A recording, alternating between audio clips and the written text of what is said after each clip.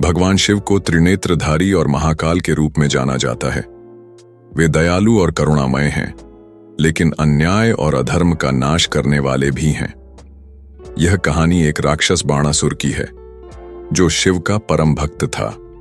अपनी भक्ति के बल पर उसने महान शक्तियां प्राप्त की, लेकिन जब उसने अपनी शक्ति का दुरुपयोग किया तो भगवान शिव को हस्तक्षेप करना पड़ा। इस कहानी में शक्ति, भक्ति और अहंकार का संदेश छिपा है। कहानी का प्रारंभ बहुत समय पहले पृथ्वी पर एक महान राक्षस हुआ, जिसका नाम था बाणासुर। वह राक्षसों के राजा बलि का पुत्र था और अत्यंत बलवान और पराक्रमी था। बचपन से ही बाणासुर को भगवान शिव के प्रति अपार श्रद्धा थी। वह शिव को अपना आराध्य मानता था और उनकी भक्ति में लीन रहता था। बाणासुर ने कठोर तपस्या करने का निर्णय लिया। वह हिमालय की ओर गया और भगवान शिव की कठोर तपस्या की। उसने वर्षों तक घोर तपस्या की, बिना भोजन और जल ग्रहण किए। उसकी तपस्या से प्रकृति भी विचलित हो गई। अंततः भगवान शिव उसकी तपस्या से प्रसन्न हुए और प्रकट होकर कहा, हे बाणासुर, तुम्हारी तपस्या ने मुझे प्रसन्न कर दिया है। अपनी इच्छा बताओ। बाणासुर ने भगवान शिव से कहा, हे महादेव, मैं आपका परम भक्त हूं। मुझे ऐसा वरदान दें कि मैं अजेय हो जाऊं और मेरे पास ऐसी शक्ति हो जिसे कोई न हरा सके। भगवान शिव ने उसकी भक्ति से प्रसन्न होकर उसे वरदान दिया और कहा, तुम अजेय होगे। तुम्हारे पास 1000 भुजाएं होंगी और तुम हर युद्ध में विजयी रहोगे। वरदान पाकर बाणासुर अत्यंत प्रसन्न हुआ। उसने भगवान शिव का धन्यवाद किया और वापस अपने राज्य लौट आया। वरदान मिलने के बाद बाणासुर का अहंकार बढ़ने लगा। उसने अपनी शक्ति का दुरुपयोग करना शुरू कर दिया। वह देवताओं, ऋषियों और मनुष्यों पर अत्याचार करने लगा। उसने स्वर्ग पर आक्रमण कर दिया और इंद्र को पराजित कर दिया। उसने धरती पर धर्म का नाश कर दिया और अपने अहंकार में स्वयं को भगवान मानने लगा। बाणासुर ने घोषणा कर दिया कि इस संसार में मुझसे शक्तिशाली कोई नहीं है। अब केवल वही मेरे पास आएगा जो मेरी ताकत को चुनौती देना चाहता है। उसकी शक्ति और अत्याचार से देवता और मनुष्य भयभीत हो गए। बाणासुर की एक पुत्री थी, जिसका नाम उषा था।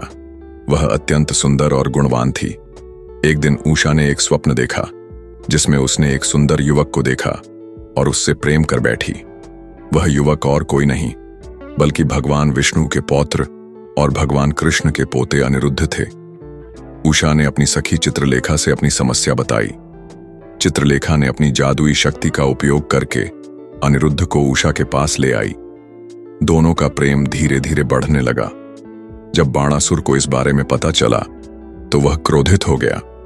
उसने अनिरुद्ध को बंदी बना लिया और उसे अपने महल में कैद कर दिया। अनिरुद्ध की कैद की खबर भगवान कृष्ण को मिली।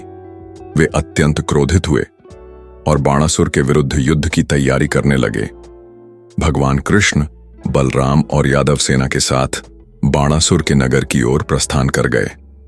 जब बाणासुर को पता चला कि भगवान कृष्ण युद्ध के लिए आ रहे हैं, तो उसने अपनी सेना को तैयार किया। उसने अपनी 1000 भुजाओं का उपयोग करके युद्ध में कृष्ण और बलराम का सामना किया। बाणासुर ने भगवान शिव से प्रार्थना की कि वे उसकी रक्षा करें। भगवान शिव, जो अपने भक्तों की मदद के लिए सदैव तैयार रहते हैं, बाणासुर की प्रार्थना सुनकर युद्ध में उसका समर्थन करने आए। अब युद्ध अत्यंत भयंकर हो गया। एक ओर भगवान शिव और बाणासुर थे और दूसरी ओर भगवान कृष्ण और बलराम। इस युद्ध ने तीनों लोकों को हिला दिया। देवता, अर्शी और अन्य सभी इस महायुद्ध को देखने के लिए एकत्रित हुए। युद्ध लंबा खिंचने लगा। भगवान विष्णु ने स्थिति को समझा और भगवान शिव के पास गए। उन्होंने भगवान शिव से कहा, हे महादेव, मैं जानता हूं कि आप अपने भक्त की रक्षा कर रहे हैं, लेकिन बाणासुर ने अपनी शक्ति का दुरुपयोग किया है और अधर्म का साथ दिया है। अब समय आ गया है कि उसे दंड दिया जाए। भगवान शिव ने विष्णु की बात सुनी और युद्ध में हस्तक्षेप करना बंद कर दिया। उन्होंने बाणासुर को समझाया, तुमने अपनी शक्ति का दुरुपयोग किया है और धर्म का पालन नहीं किया। अब तुम्हें इसका परिणाम भुगतना होगा। भगवान शिव के हटने के बाद भगवान कृष्ण ने बाणासुर से युद्ध किया। बाणासुर ने अपनी 1000 भुजाओं का उपयोग करके लड़ाई की, लेकिन कृष्ण ने अपनी सुदर्शन चक्र का उपयोग करके उसकी अधिकांश भुजाएं काट दीं। अंततः बाणासुर को अपनी हार स्वीकार करनी पड़ी। उसने भगवान कृष्ण से क्षमा मांगी। भगवान कृष्ण ने उसे क्षमा कर दिया, लेकिन उसे उसकी शक्ति और अहंकार के दुरुपयोग के लिए चेतावनी दी।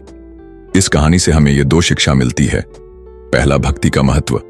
भगवान शिव हर भक्त की सहायता करते हैं, लेकिन भक्ति का अर्थ है सत्य और धर्म का पालन करना। दूसरा, शक्ति का सदुपयोग। शक्ति का उपयोग सदैव धर्म और न्याय के लिए करना।